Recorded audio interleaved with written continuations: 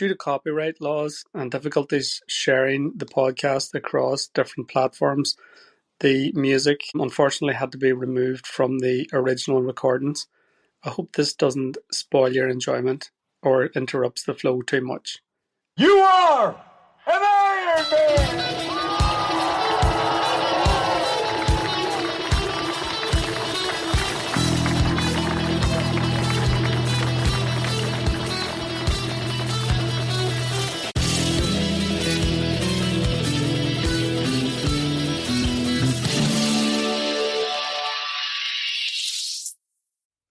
Okay, folks, we're at episode 15, and I'm very happy to be chatting to Sean Healy today, one of the local legends in Oma Triathlon, one of the founding members. Sean, your name has been dropped a number of times from some of the interviews that we've been through already. A few people have tipped their hat towards you. I know Peter Skeffington and Connor Ned will be familiar names.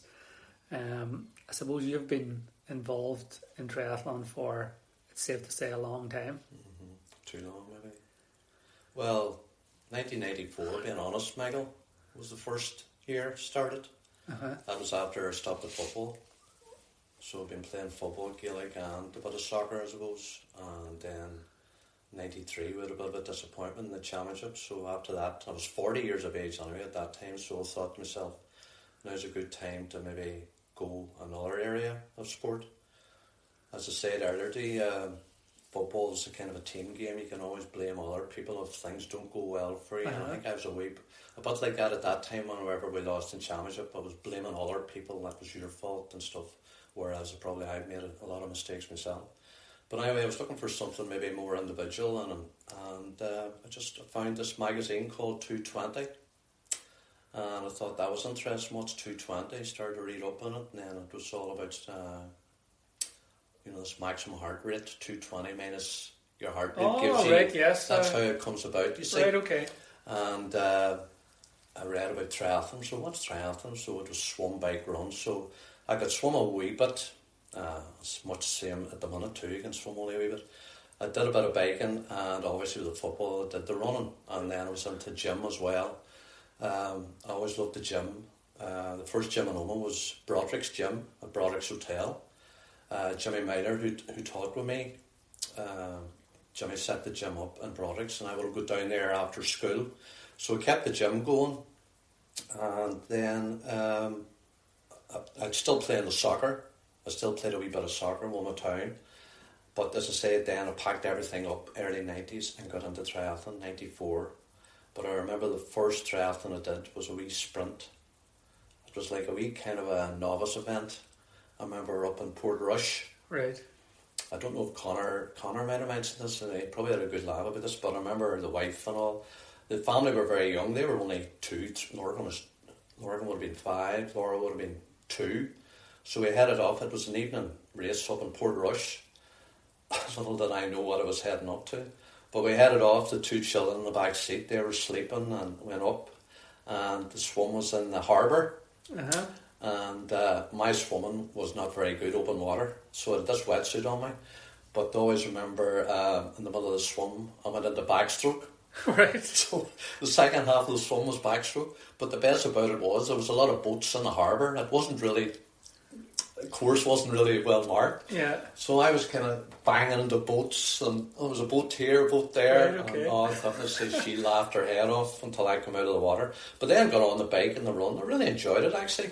So after that then I says I'll take this a wee bit more serious, but the swimming was my big. But the swimming's the same with a lot of people in the club now. You know, a lot of people couldn't swim. Uh-huh. And a lot of them now are doing fantastic, you know, if you put your mind it.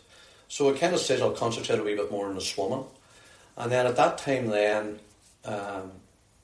we kind of got a number of like-minded people together who were, triathlon was kind of going at that time. It was just maybe becoming more popular in Ireland. And Connor would have been involved. I would have been friendly with Connor. And I think Peter came in now.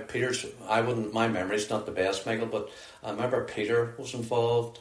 And then we got involved with a number of other people who actually were army people and a few in the police.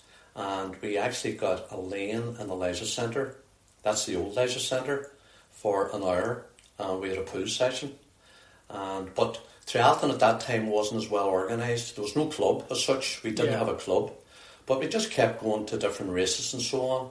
And we might have got as far as maybe half Ironman. There was a half Ironman race started off in Ross's Point, down by Sligo, and it was half Ironman. So that would have been the biggest race we did at that time, and that's going in the early noughties.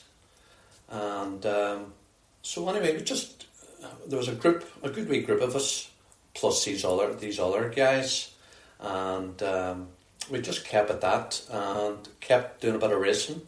And then I thought to myself, read about this thing called Ironman. And 2008, I just decided to myself, right, I'm going to do an Ironman. So I mentioned it to Peter and I mentioned it to Connor, and the two boys said, right, we'll do it together. So that was Austria, 2008 Ironman Austria. Fantastic event. Still going, actually. I think Shane and Damien are doing it this year. But it's a great race. And it was a great race to do as well, because it was a lake swim, a beautiful swim. And we had a great time. I think Peter and Connor took the family with them. I just went by myself. And then the following year, I decided then, things are going well here. We've got a nice wee group. I think Shane might have come into the scene, JJ, Connor's brother, Damien. And we'll set up a club. If we set up a club and get a bit more organised training-wise. 2009, I think we had a meeting in my house, and a fella, Sean Healy was his name. He was the Ulster chairman of Triathlon Ireland, and he came down and helped us set up the club, do the constitution and all that stuff. I know Damien and Edit. Damien was a big help at that time, because Damien would have been involved with Triathlon Ireland. And he was involved then with the Olympia Club in Belfast, who had been fairly well established by that stage. So that was 2009, and that was the beginning of Foma Triathlon Club. And if you look at it now, it actually gives me a lot of pride when I see there, especially last Saturday at James McManus, the amount of people. It was incredible wearing Foma Triathlon Club gear. It was brilliant to watch, brilliant to see, actually. Yeah. So that was 2009. 2010, so we got a few more people into the club, and actually in 2010 was a great year, because we went then, was our second Ironman, and that was a fantastic race. If you're looking for an Ironman, it's Challenge Roth. It's a challenge race. Yes. Challenge Roth, South Germany, near Munich, and we had a group of about 12 to 14 went it, and we had a great time in it. Fantastic time. Everybody did super well. We always remember we trained together. Our brick session maybe on a Saturday. I remember us doing long brick sessions on a Saturday, and the next day actually was the Lane Ball. So we did a big brick session, a 5-6 hour bike, and then we did a run off the bike around the leisure centre, miles. I think it was about 5 or 6 1 miles with a 1 minute recovery. Now that was a big session, but the next day we decided we'd go to do the Lane Ball, and we all had PBs at Lane Ball. So it just shows you how your training, the consistency in training pays off. Yeah. Because we thought we'd be going down and we'd be fatigued and so on. But anyway, Roth, as I said, everybody did so well. And everybody finished. I always remember Peter saying this, because Peter was a great man with figures and times and all. He said that everybody finished within a half an hour of everybody. Very good. So there was 12 to 14 of us went, and we finished within, everybody was around 11 and a half to 12 and a half hours within that space. And JJ was there, Shane, and I don't know, Shane didn't mention about the time we were heading off to the race outside the hotel, and there was a minibus set on for us to take us from the hotel to the start of the race. Yeah. And this was a joke at that time. It was a great laugh, because I got everybody relaxed before the race. Before an Ironman, you're going to be nervous anyway. Aye. But the first minibus arrived, but it was full up. So little did Shane know there was a second minibus. So the first minibus headed off. Shane came out of the front door of the hotel. Minibus heading off. Oh, Shane's running after the money. Well, tell him, wait for me. Little did we know, we were sitting in second when he was about 50 metres back, laughing. Watching him, him and it was so funny. But it set everybody up in good form, going, and this was all the chat going into the race, you know. A few colourful expletives expressed by Shane, I would imagine. Well, especially Shane, anyway, if you wanted to happen to anybody, Shane. Yeah, yeah. And then that was 2010. And then, I can't remember now, Peter or Connor probably would know, Michael, you know, first Try the Lock. Was it 2011, was it? I have a funny feeling. Now, get me corrected as again. But I can't exactly remember how we got Loch McCrory. It must have been... Loch McCrory were developing at that time the community, you know, the local community. It was a development association. Yeah, yeah. And then I remember chatting to a fella called Noel Fox. Yes. Noel came on board with sponsorship for the first couple of years. Noel was very, very good to us. And the whole thing, it started a great relationship. I always love this word, a great symbiotic relationship, because what Loch McCrory got out of it, and we got out of it, they got a lot of maybe publicity, cross-community maybe grants. Yes. Because it was triathlon, you know, it wasn't just one section of the community. And then, of course, we got the facilities. At that time, they were good for us because you had the lake and you had the run, and then you had the bike course. It was fantastic. We couldn't believe ourselves how lucky we were.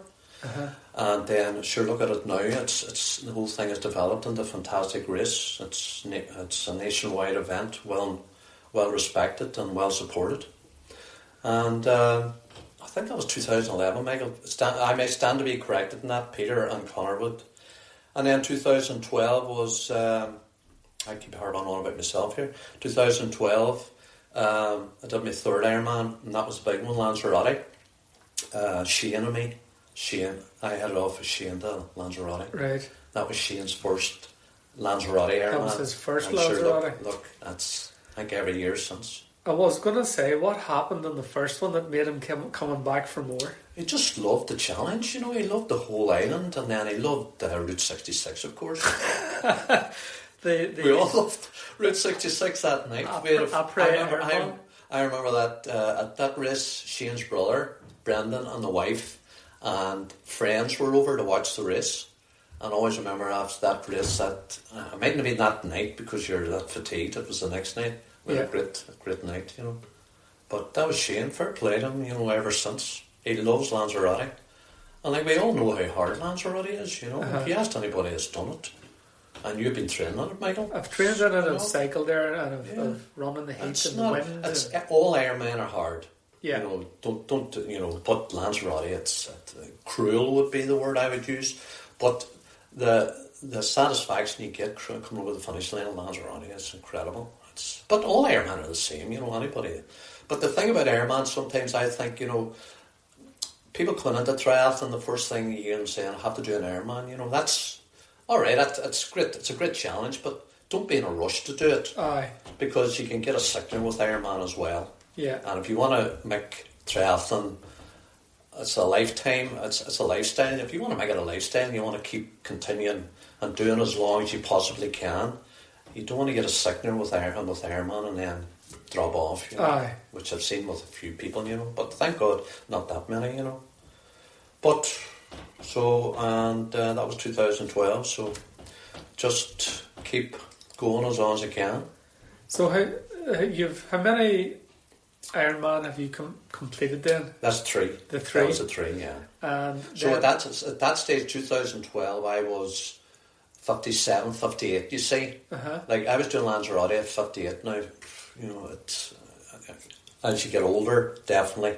And the older you become, it gets harder. Obviously, the longer distances, you know. Yeah. But it's just about enjoying it as well. I love the training. I just love the training, you know. Talk to me just a wee bit about your training, Sean, because you're the same age as my dad. Well, your daddy's a wee bit older. Is he? Your daddy's about a year older, he is. And you and Dad would have taught together, and you've trained together, I think. Yeah. When I say trained, he's trained to become teachers together academically. That's what trained together. Yeah. But you keep yourself in real good nick.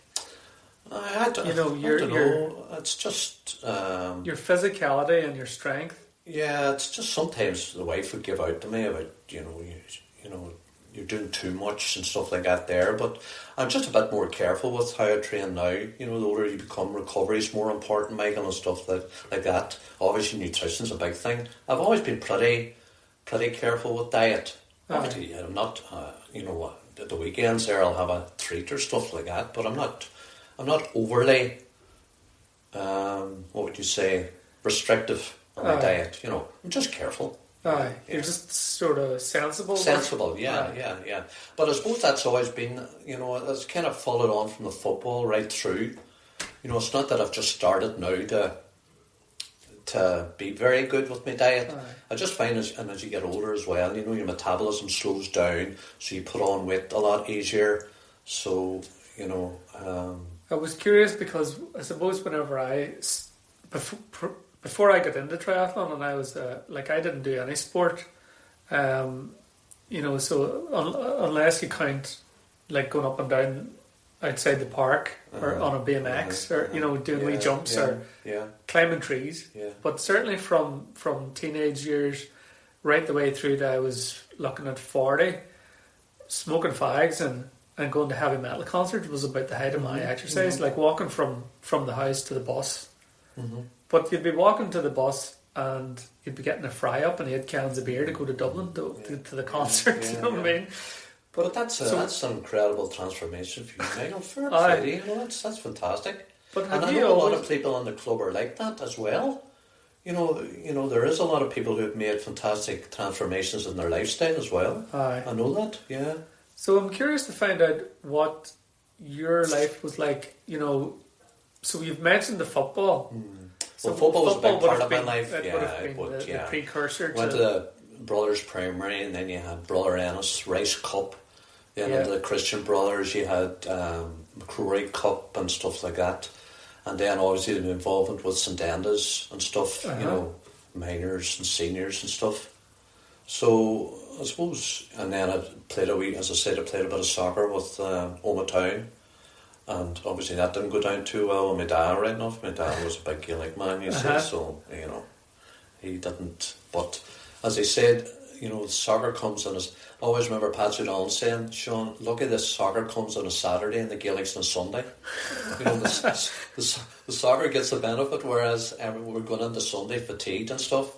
I remember a lot of the Gaelic aficionados would have been given out about this, Sean, you can't do the two. And at that time you could have, because it wasn't taken as serious, but nowadays you don't get that anymore. People are a bit more serious now about their sport. It's either soccer or Gaelic, and at the minute now Gaelic has taken over big time. It's good to see that too. I think sport has become, maybe we have so much more access to information than what we would have had back in the day, and with that information becomes the knowledge base builds, and the expectation is, if you want to do better at this, then you need to maybe think about cutting down on the KFCs lean proteins. Your information about stuff, way back playing about football, sure, you didn't have any information about, nutrition, diet wouldn't have been big at that time. Way back, I'm talking about late 60s, 70s, and recovery and so on, proper training methods. But you look at all that information now. To a certain extent, it's gone overboard. There's so much out there, and people can get overboard, especially with triathlon. You can let it take over your whole life very, very easy. Yeah. Because as I said, it's more a lifestyle. So it's getting a happy medium between doing your training, obviously your job, your family. Your family comes first, like everything else. And as I said earlier, you want the family behind you as well. If you get the support of your family, and as you say, it's a great example. And to a certain extent, my children now they're into their sport or activity through example. Exactly. And it's just what you're saying about your own children, Michael. It's a great. If they see daddy or mum out doing a triathlon or out running or swimming, whatever, it's great. Yeah. No, I remember for weeks and weeks and weeks after I had completed Ironman in Ireland, one of my lads, Shane, he's a real wee comedian, he's a real comic. But every so often he would just come up to me and put the hand out and go, "Congratulations on your Ironman there, Mickey." You know, mocking Brilliant. people that he had seen coming up to me and saying it in the community. You know, and he just kept this going. Yeah. And without saying anything, I was inwardly smiling, thinking, he's proud of his dad, which was a real Brilliant. nice feeling. Like, That's right, it was a lovely thing to have. Yeah. Compared to you going to a rock concert or something like that there, wouldn't it? I know. I mean, I've got a scar on my chin, underneath my chin there, where I got headbutted at an Anthrax concert. So I went to a gig, came home worse for the wear with drink, covered in blood. Like, what a mess. Do you know what I mean? So now he wouldn't have been exposed to that, and he wouldn't have seen any of that, and I had myself cleaned up. But he would have seen me with the... But we all go through, I think, spells of, you know, growing up, late teens, early 20s, you know, you're going to a disco, you're getting a few drinks in yourself, you know, everybody does that, but, you know, I think everybody does that. I did anyway, one for a while, yeah. It's like everything else, in moderation, I suppose. Moderation, exactly, big time. Yeah, even now, like, when we still, like Ironman there, for example, are doing a big race, you go out and celebrate. You know, absolutely. You know, you have to. You have to take a bit of downtime to yourself. Don't be, you know, just be very, very careful with your recovery is big time, you know, and just getting everything, consistency, but the big word I look at is discipline. Yes. You know, consistency is a big word. You hear everybody chatting about being consistent in your training, but the first word is discipline. You know, you might have a run session to do, say, 5 or 6 o'clock in the morning, but your motivation might be very low that particular morning. But it's only discipline's going to get you out of the bed to do it. Yes. You know, so discipline. You know, I'd be fairly disciplined that way. You know, if I have to do something, I'll do it. You know, but that's... The other question that I was wanting to ask, just out of nosiness, is, and we've touched on how more advanced things have become, and like the knowledge base and training and recovery and this, that and other, and nutrition's one of those things that is like, it's exploded. I mean, the amount of things that are on offer now. Tell me about what you guys were, because I assumed that you lads would have been sitting around thinking, right lads, we've got 140 mile to do.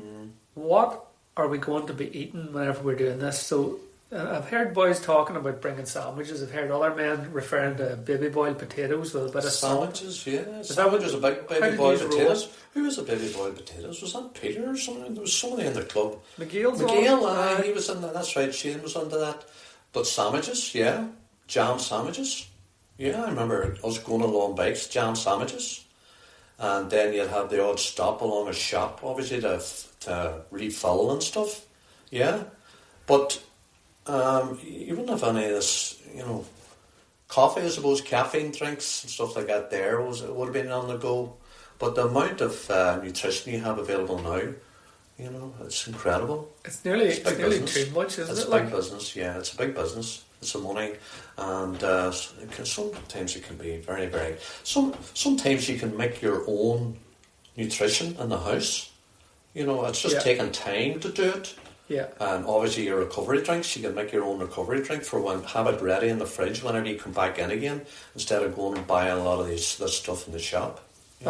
Yeah. So you would have maybe used some of them powdered. You know, just maybe a protein powder, banana and milk and stuff like that. Yeah. And you've moved with the times then, I assume. So what's your go-to at the minute? Well, I suppose SAS, you know, would have been SAS there. They have a product out at the moment, I can't remember the name of it now, SAS. But then there's like Airman stuff, this Morton, but it's very expensive. Yeah.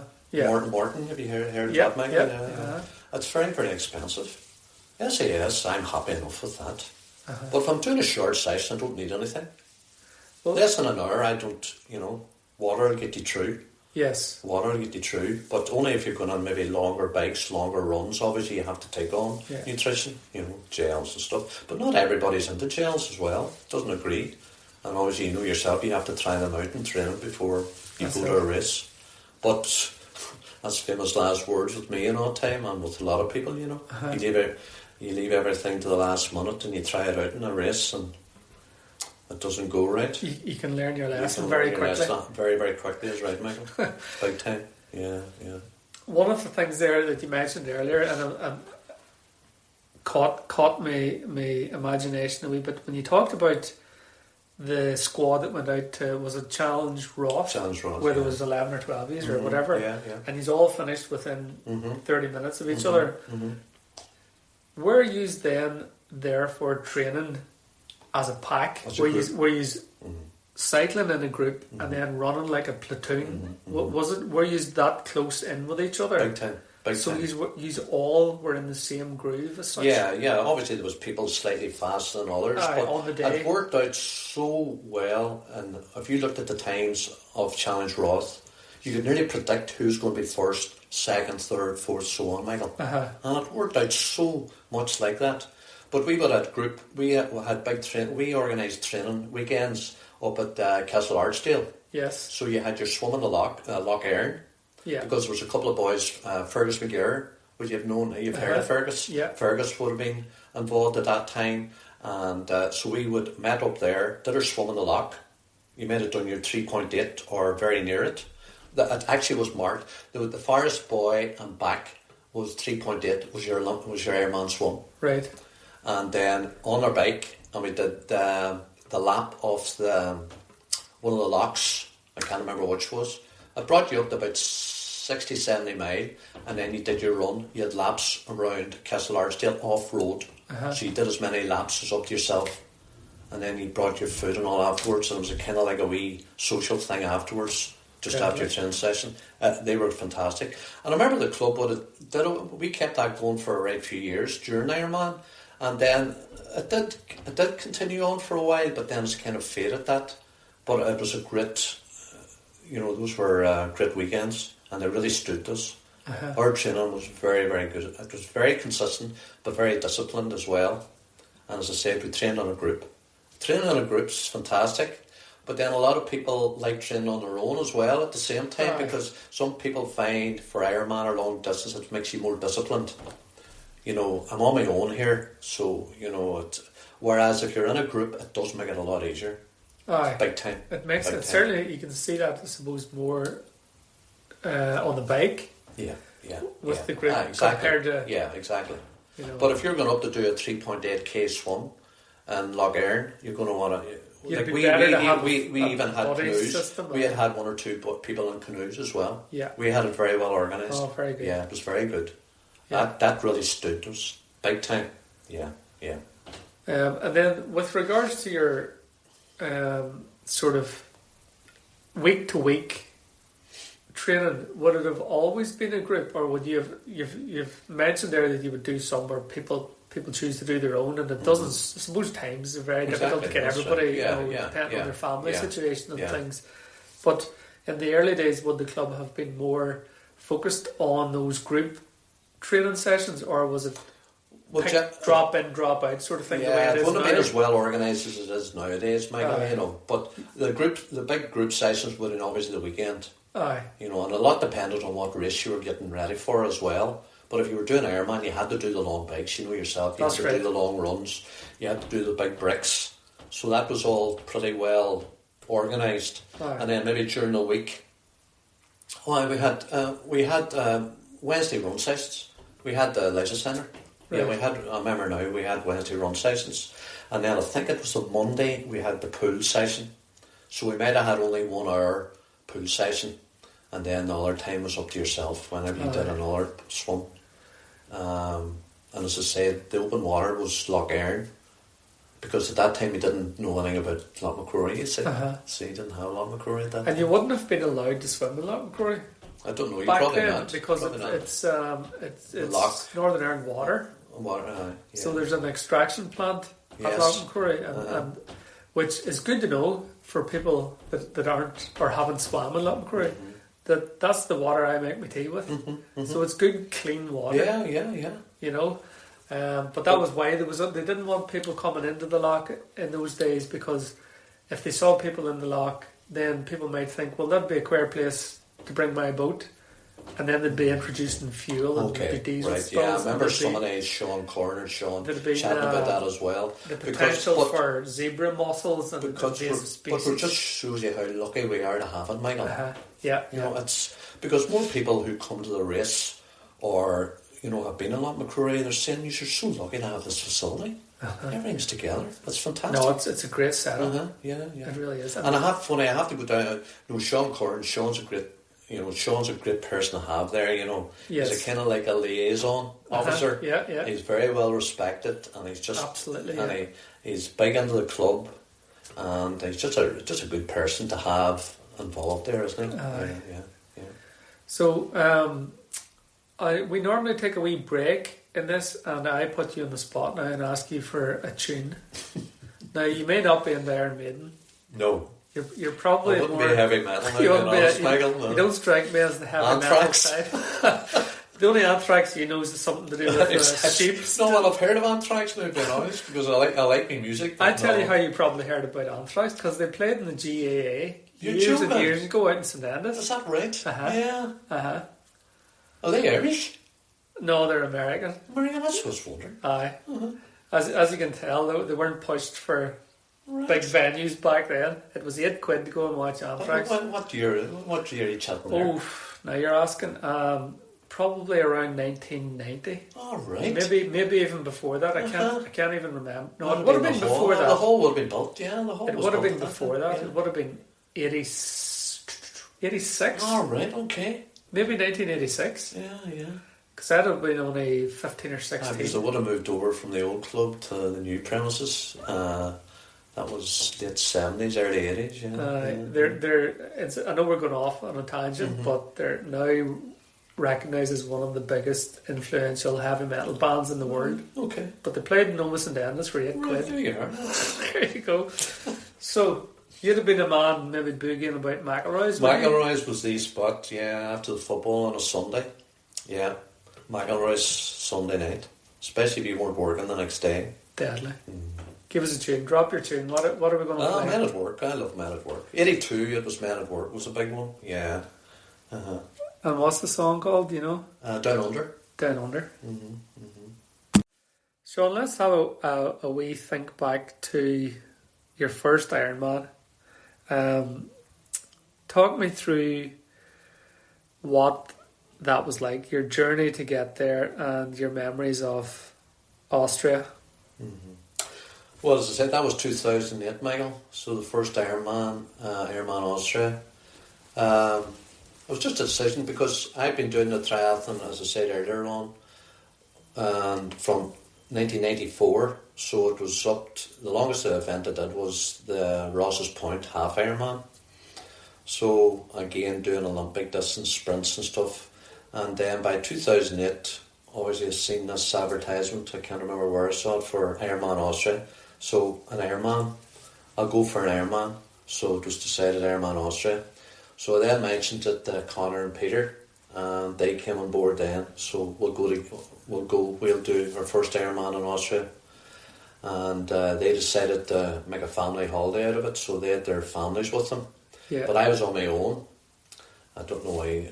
Anyway, Dublin didn't come, but I ended up. We were training with this group, as I said, some military men and some RUC, up in the pool session, and then for training weekend up in Castle Archdale. Yeah. So I ended up in a minibus meeting at Enniskillen RUC station for a minibus trip to Dublin Airport. Me stuck in the middle of. But anyway, we got there. It was everything worked. We centre half GAA man stuck in the middle of that. Well, I can tell you a wee bit more about that later on after the race. Anyway, we got to Dublin Airport. I think we flew to, that was Klagenfurt in Austria. I think we flew to Vienna. And then we got a minibus or a train then from there to Klagenfurt. Stayed in a hotel. I think Peter and Connor stayed elsewhere. So I was booked into this hotel with these boys. But everything went well. Yeah. Great race. Fantastic race. It was a lake swim. And And if anybody's done Austria before, or I think Shane's already done. I think he's doing it again this year, him and Damien. But the last part of the swim takes you out of the lake, and you go up a wee canal, and it's only about 10 metres wide. Okay. And when you're swimming up the canal, it's about the last 300-400 metres of the swim. You turn to either side, and you've the whole canal lined with people. Right. That's a fantastic finish to a race. Yeah. It's really it's one of the main features of the race. So good swim, yeah. Bike, always remember the bike, because it was a 2-lap bike affair, and it started to rain very, very heavy, really heavy. But I remember us, I think Connor and I remember I think I met Connor on the bike and Peter on the bike, but I remember us cycling through this heavy rain, and we looked over to the side and you could see all these people off the bikes taking shelter under the trees. Yeah. So here was these 3 mad Irishmen used to this sort of weather. So obviously these were people from maybe Spain or Italy or something like that there. They couldn't stick the rain. But I remember it was really torrential rain. But anyway, got the bike done, good bike. And then the run was through Klagenfurt itself. As you came through the square in Klagenfurt, there was so many laps I can't remember. But as you come through the square in Klagenfurt, you had to ring this bell. There was a kind of a wee arch, and there was a bell in the middle of it. Okay. So every time you came through the arch, you had to jump up and ring the bell. So that I always remember that for some reason. But because it was I suppose there's a special feature of the race or the run, and yeah, good race. I think we were all around. That was our first Ironman, around 12 and a half, 13 hours. Brilliant. Yeah. Well, I was the eldest, so I think I was 13, 15 or something like that there, and I think Connor and Peter were slightly under 13, 12 something. Yeah. Fantastic. And so obviously, as you do, we celebrated that night. Well, obviously Peter with the family and Connor, but I was stuck with you boys. And we headed out to this bar, as you do, and we celebrated with a few bevies, and as you do with bevies, you kind of start chatting very freely about certain things. Maybe a bit of politics came into it then, but it was, it was good banter, and I must say, and then travelling back the whole way, and I always remember one of the guys. He was an RUC fella from Irvinstown, and he still does a bit of running. Actually, I meet him every year at the Omaha Half Marathon, and he says, "Sean, fair play to you for doing that there. I know in the present circumstances, that was 2008. 2008. It was everything wasn't as hairy-fairy as nice as it is now, Michael. Politically, but that kind of stands out. That one, actually. Yeah. You'd have been overcoming a fair bit of, because you would have been brought up I was brought up. I can remember the hard times and the troubles. Well, I would have been bringing that into that conversation at night time as well, and then they would have been putting their own case. So it was a kind of a this thing about putting their views, and I've been putting my views about when I was playing the football at uni, going down to playing Crow Park for the college for the uni, and being stopped at the border checkpoint and just being pulled out of the car for no apparent reasons at all. Things like that. You were bringing this up. And then I thought to myself the next day or a couple of days later, Sean, should you have been saying that? But no, and they were kind of understood the circumstances. Yeah. I mean, you funny, I always remember, just funny, mention names as well, because it was in the car, one of the people in the car was going down the dome was Mickey Hart. Mickey and me were the same year, you see, so we were playing together, and he was one of the boys who were all pulled out of the car at Athncloy at the checkpoint. The guys weren't apologetic, I would assume. I don't think they were. It was just part of their... That was their culture, and we had our thing too. Yeah. But isn't it interesting how triathlon had brought everybody together? Brilliant. There's something about sport whereby you can forget your politics, and you can forget rivalries, and you can engage in a more healthier rivalry. Fantastic, but sure, that's if you look at our involvement with Loch McCrory now, through that, because it's such a cross community sport. It's brought a lot of benefits to Lochmacrory, to the community association. You know, from they've got a lot of grant money through our involvement, and they would recognise that as well. You know, they understand that. Yeah. So moving from Austria, then you went to Challenge Roth. What's your highlights in Roth? Can you think back? Times. It was the training together, and it was because we had a big group that year. I think it was 12 to 14 of us went that year. What was the sort of gap between Austria and Roth? Was it just 2 years? 2 years. So when the 2 years? Did London Marathon 2009. Class. Brilliant. Yeah. So because my training was probably going well at that time, Michael, I was doing longer stuff, and it worked out well that I was at an Ironman that year and then at a marathon, because I was contemplating Roth anyway. You know, because a lot of people had spoken about Roth. It's such a well organised race, and then it's a challenge race. It's not really as expensive as Ironman. Yes. And then, as I said, we got a big group together. That it was the group going. The crack was fantastic, and as I said, that episode was Shane, and the times. You know, we were on 30 to 40 minutes of everybody. You know, from the first person to the last person. I might have been the last person at the time. No, there was one other person. There was actually one other person behind me. But, you know, it just showed you the quality of the training. Our training was very good. It's amazing. I'm actually fascinated by that. You know, the idea that, you know, it's birds of a feather flock together. Do you know what I mean? It was fantastic. You know, that's what everybody was saying. You know, I remember coming over the line, and I met Peter, I think it might have been Peter, and he said, Sean, you know our times? There was a fella called, Damien did it, JJ, Shane, Connor, Peter, myself. There was a fella, Bradley, what do you call him, from Killyclahar, he's a teacher. Sean Bradley. Bing. And then there was a couple of these other men. You know, there were sheep. The other boys? The other Polypus boys. Yeah. That was a great race. That was a super race because Roth is a big canal. It's a canal or a river.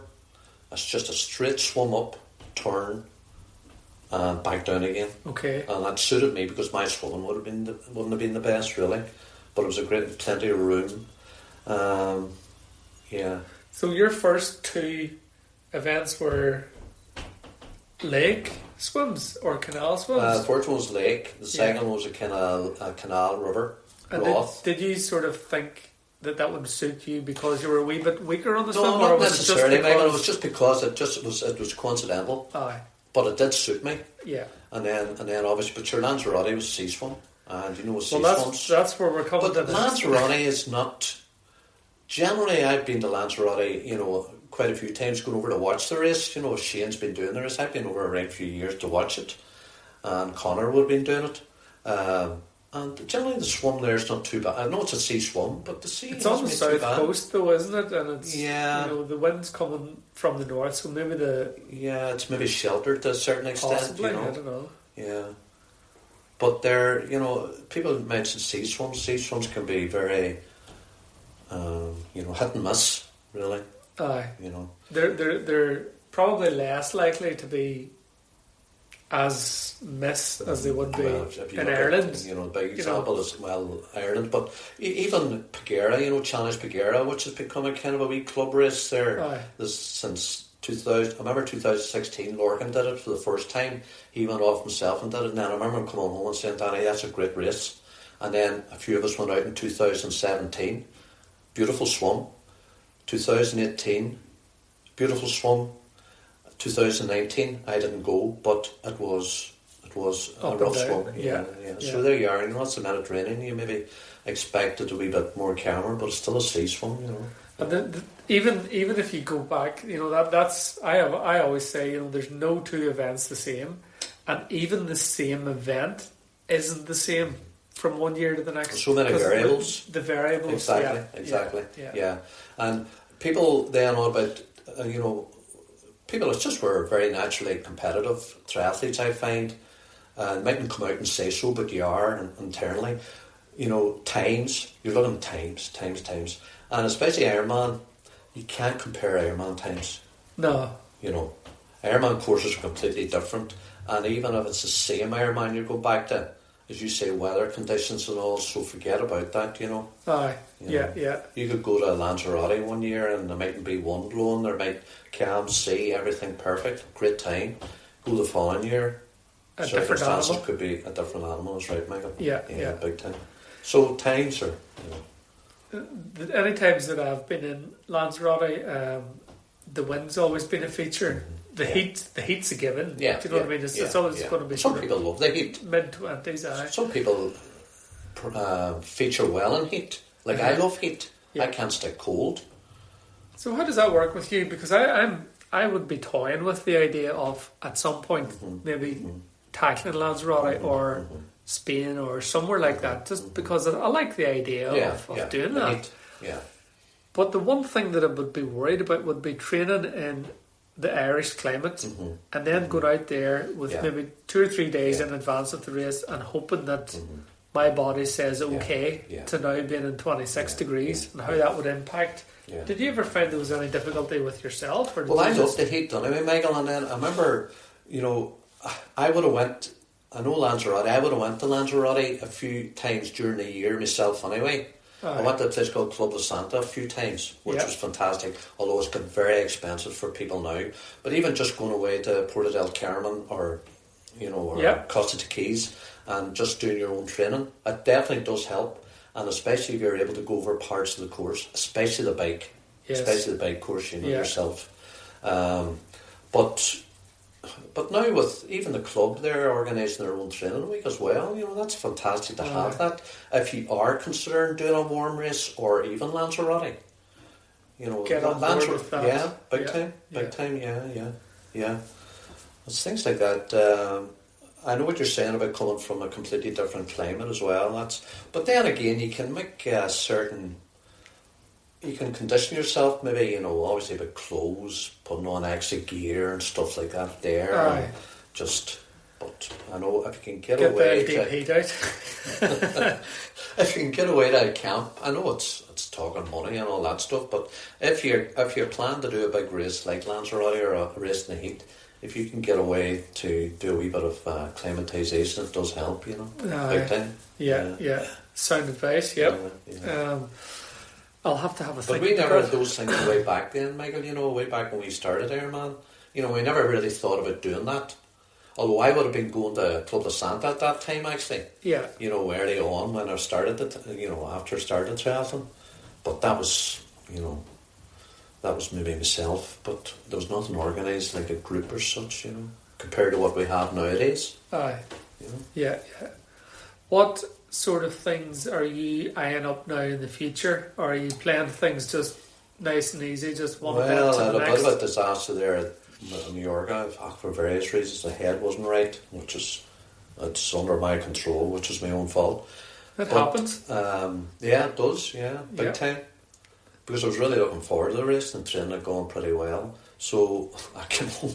So I've now entered Challenge Pagera. Oh, very it's another half Ironman and it's in October. My birthday's October, so just kind of make a holiday out of it as well.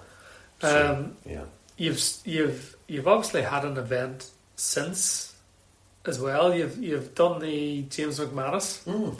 Great wee event. Fantastic club event. Yeah, and you made a good account of yourself on that. Well, I don't know about that, Michael. Well, you're very humble. You did podium. Oh, Michael. Age group winner.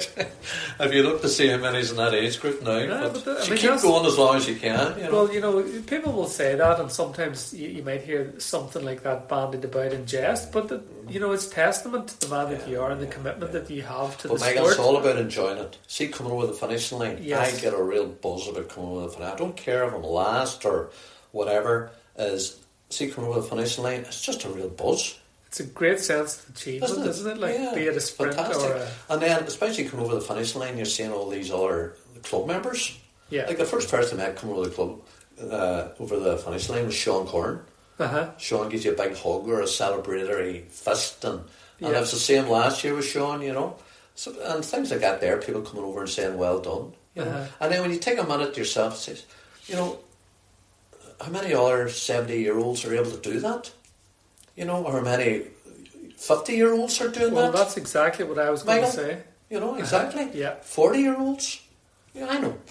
You know yourself, like people now in their 20s, 30s, this thing of obesity and stuff, you know, it's, I don't know. What would you say to someone who's contemplating giving triathlon a go, but maybe just think that, nah, me swim, because maybe in the early days you might have maybe thought twice about it because your swim mightn't have been as strong, and you obviously pushed yourself and you thrived under the challenge. Michael, there's people in the club now who couldn't swim. Full stop. Couldn't swim. Aye. And I remember saying to these people, you know, it might have been another sport, maybe they were football or they did a bit of running or a bit of biking. And I said, well, why do you not think about try the lock or the wee try. I show and swim, and then I'll go on and say, look, there's so many, you just use the example of certain people. You know, see that person there, they couldn't swim at the start of the year. Yeah. And then the other thing about is the advantage of having the wetsuit, you know, wetsuit. I know sometimes people have a fear of open water, but even the wetsuit mightn't help, but it does help. And then just the good thing about the club as well, bringing people in, is you have organised swim sessions. That Monday night session, now I don't really get the Monday night session, but you have 6 lanes, and you have a lane for starter swimmers. Yeah. You know, and Michael's very, very good. Like, Michael takes that into consideration when he's doing up, or going over and giving him a few tips. And it's great to have that. And a lot of people don't sometimes understand that there's different sets. The drills aren't the same from lane 1 to 6, so they're broken up. So there's maybe 3 or 4 different things for each of the different levels. I remember speaking to a person who's now in the club and enjoying participating in multiple events. She's now in her 2nd year in the club, but she went to the leisure centre and sat in the spectating gallery on a Monday night. So when she was looking down at the swimming pool, all she could see was a frenzy of arms and legs and splashing, and she thought, oh, no, I'm not. Yeah. I couldn't go near that. But whenever I explained it to her and I broke it down, when you're looking at that whole picture, it's a very overwhelming thing, and it can be done. But whenever I broke it down into what goes on in lane 1 compared to lane 6, she went, okay. And she came along, and lo and behold, I think she's maybe up in lane 3 now. And was she raced on Saturday? Great. Well, that's super. So you see things like that, you know, it's fantastic altogether. There's a great sense of camaraderie within the Oma Club. Where did that come from? Do we know, or I know we can't bottle it, but it's something that's it's very evident within the Oma Club. Triathletes are competitive, but at the same time they're very supportive of each other, because probably they know what it takes to do a triathlon, you know. You're not just going to turn up and do a triathlon without maybe doing a bit of training. So there's a bit of discipline and stuff like that there. You know, you have to make certain sacrifices as well. So I think, you know, but it always was a very supportive club. As I said away at the very start there, there's good people involved, very, very good people involved, you know, in the club. And they're always very supportive. And there's no difference between the top person in the club or the weakest person in the club. You know, everybody's the same. Everybody's the same, And there's a sense of family, you know. As a GT refers to the club as what does he refer to? He's got there's a Maori name he puts on it, something about sport and family or something. And I know it's his wee sort of reference thing, but I think everybody can kind of relate to it. You know, it might not be our words, but we can all. But then everybody's very supportive, as I said, and everybody likes to give. I know sometimes I have a wee bit of a thing about giving advice, and I say, Sean, you shut up. Don't be saying that. Let the person. But it's just giving a few maybe hints about certain things that maybe you've learnt over the years. I know, like 40 or what did I say there? 30 years. You know, you do pick up certain wee things, but it still comes back. You know, you practice what you preach, like that. James McManus. Like, I come off the bike, and obviously you're going to put the runners on. Yeah. And I had these runners, and I hadn't used them in ages. the last time I used them, I must have been wet or raining. So I stuffed a whole pile of paper up on side them to help them dry out. So I come off the bike and started to put my feet into these runners, and with the feet go into the runners, I couldn't understand this. There was the paper stuck way up at the top of the runners. So there you are. I must have lost about 1 or 2 minutes trying to get the paper out of the runners to get the feet in. Trying to pull the Ulster hair things like that there, and practice what you preach, but hey, there's all sorts of things happen. Like, you know big what I mean? time. So many things can go wrong in transition, and that's another area, transition. People I think ignore transition to a certain extent because you could lose 2, 3, 4 minutes in transition, and you think of 2, 3, 4 minutes on a bike or a run. What? That's right. Yeah. You've lost maybe 25 places in the big time in the results. I know. Page. I know. I lost so many places in that simple thing. I mean, runners. And the thing about if you're looking at the 3 disciplines as well, you're not going to make up as much time in the swim. If you're going to prioritise certain areas, you prioritise the area that's giving you the biggest percentage in that type of race you're doing. Yes. So if you're going longer, Ironman, bike. Yes. Don't spend extra time on the swim. No. You might only make up, depending on an Ironman swim, would you make up 3, 4 minutes? Max, Michael. You would do well. You'd be doing well. And whereas if you think about bike, the percentage that the bike makes up, and then you run. That's right. So just look at races like that, If you can take an hour off your bike, you're better taking an hour off your overall time than trying to take 5 minutes off your swim and doing nothing on your bike. You'd be doing very well to take 5 minutes off your swim, Michael. You would. Within a year. You would, very much so. Yeah. No, that is good advice there. Yeah, 100%. Big time. I am comfortable with my swim, and I know there's probably work to do in my swim, but it's something that Were you a swimmer beforehand, Michael? No, I was never. I was always I could swim. My granny Collins actually brought me to the swimming pool and had me floating on my back. Okay. And then she waved at me to let me know that she wasn't holding me up anymore. Right. And that was me swimming. What? And I used to go to this sub-aqua club many years ago, so I was into scuba diving. The sub-aqua club were actually going in the old leisure centre at the same time we had that lane up. Remember the first lane? Donal McInhill was involved in that time. And there's a fella, Colgan.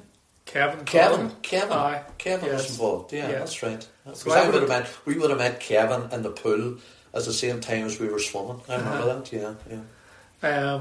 I would have always loved the water. I loved the idea of being in the sea, and I would have no fear with the sea. Would have been always big advantage. Brought Huge up advantage. and down to Mullaghmore all throughout my childhood. Yeah. Although Mullaghmore is quite sheltered and it's nice and calm, generally speaking, nonetheless, I had this.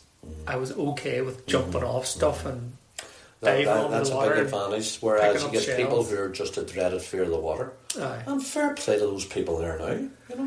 Well, isn't it great? It is. In many respects, that's their Ironman. Yeah. Big time. Someone. And you don't have to do an Ironman. No, you absolutely do not. All right. Give it a few years. Get into the sport. Enjoy it. And then gradually develop, just make yourself a better triathlete, and then maybe think of Ironman. But don't. It's not your first priority in triathlon. No. Because as I said earlier, you can get a sickener, and that could be the end of the sport for you. You don't want that to happen. No, I think if you come into triathlon with the sole intention of completing an Ironman, then you are going to sicken yourself, because the training that's required is brutal. Exactly. Like in terms of and it affects everything else, Michael. On everything. It impacts your job and it impacts family. Yeah. And as I said, if you're working against your family, maybe time or your job time, it's not going to work out for you. No. It's not going to work out. You can't be going into work like a bag of cats, and you can't be taking it out on the weans when it's their football training, because you're tired because you've had to do a 6 hour You have to have agreement and everybody on your side for Ironman. Whereas sprints, you get away with sprints. Sprints are nice. And there's nothing easy about a sprint triathlon. No.